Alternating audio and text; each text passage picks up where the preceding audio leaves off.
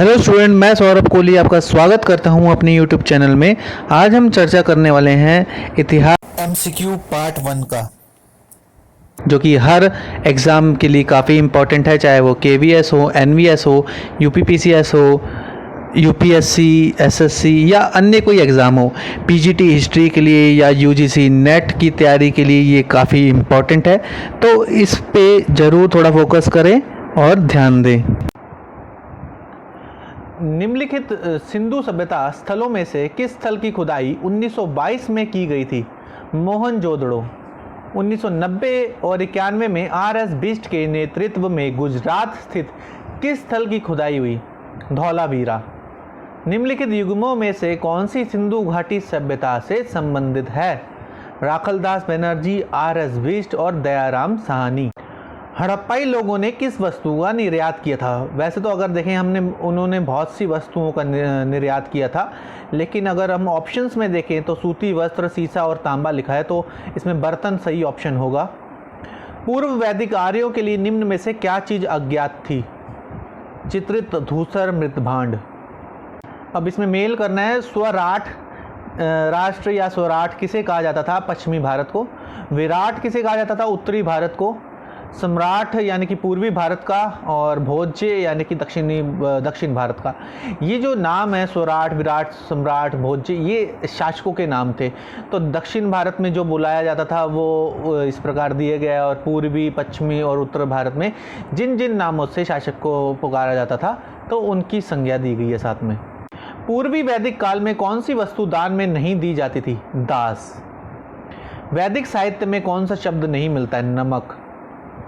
पूर्व वैदिक काल में कौन सी प्रथा प्रचलित थी?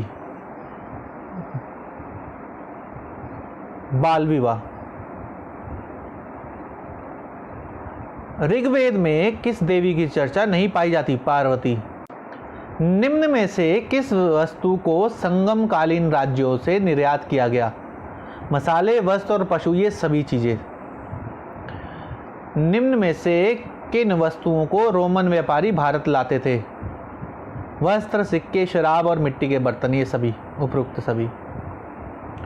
निम्न में से कौन सा सुमिलित नहीं है? सही सुमिलित नहीं है, या कौन सा सुमिलित नहीं है? कावेरीपट्टनम और हल्दी।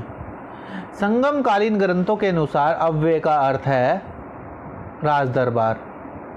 निम्न में से कौन सुमिलित नहीं है? वरियार, करदाता। बौद्ध धर्म से संबंधित कौन से कथनों में कौन सा असत्य है?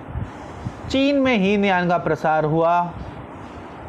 बौद्ध धर्म ने सामाजिक मनोदशा को एक हद तक सुलझाया। बौद्ध दर्शन की प्रामाणिकता दर्शाने का प्रयास किया गया। बौद्ध दर्शन में शून्य मतलब धीरे धीरे जटिलताएं आती गई। तो इसमें पहला ऑप्शन है जो चीन में हीनयान का प्रसार हुआ, तो ये ही असत्य है। निम्न में से कौन कौन से ग्रंथ खुद्दक निकाय से संबंध है? इसमें दिए हुए ऑप्शन में है धम्मपद, कथावस्तु, विमानवत्थु, शेरगाथा, थेरगाथा, सॉरी। तो इसमें ऑप्शन जो है धम्मपद है, विमानवत्थु है और थेरगाथा है, ये सही होगा। और कथावत्थु नहीं होगा खुद्दक निकाय में, ऑप्शन 3। थेरवाद वैभैषिक और सौत्रांतिक किस संप्रदाय से संबंधित है? हीनयान। जैन धर्म से संबंधित कौन सा कथन असत्य है? महावीर ही अहर्त के नाम से प्रसिद्ध हुए। श्वेतांबर परंपरा का पक्षपोषण गुजरात में किया गया। पार्श्वनाथ ने ब्रह्मचार्य का प्रचार किया। अगला है संलेखन विधान जैन धर्म से जुड़ा है। तो इसमें ऑप्शन जो 3 है, पार्श्वनाथ ने ब्रह्मचार्य का प्रचार किया, ये असत्य है।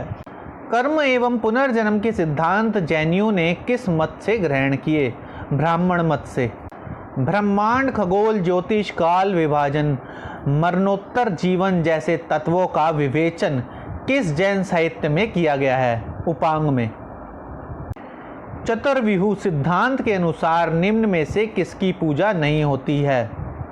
चतुर्व्यूह सिद्धांत के अनुसार तो इसमें परीक्षित की पूजा नहीं होती है। अथर्ववेद में विश्व जनीन राजा किसे कहा गया है? अथर्ववेद में विश्व जनीन राजा परीक्षित को कहा गया है। लिंग पूजन का स्पष्ट उल्लेख कहाँ से मिलता है? तो इसमें ऑप्शन जो दिए गए मत्स्य पुराण, महाभारत और शैव पुराण, इन सब में से ही लिंग पूजन का स्पष्ट उल्लेख मिलता है। उपरोक्त सभी सही उत्तर है। निम्न शब्दों में से कौन सा एक बेमेल है? वास्तु, अपरहत, खिल या आर्थिक? आर्थिक। निम्न में से किसकी जानकारी अशोक के अभिलेखों से होती है? जीवन वृत्त, आंतरिक नीति और राज्य विस्तार। इन सभी के बारे में अशोक के अभिलेखों से पता लगता है, तो यानी कि उपरोक्त सभी चीज़ें सही हैं उत्तर। निम्न में से कौन मौर्य काल में गुप्तचरों के रूप में कार्यरत थे? गृहस्थ, व्यापारी, भिखारी या वैश्य? तो जो इसका ऑप्शन है चौथा, यानी कि सभी थे। निम्न में से विदेशी इतिहासकारों को ऐतिहासिक क्रम से सजाइए।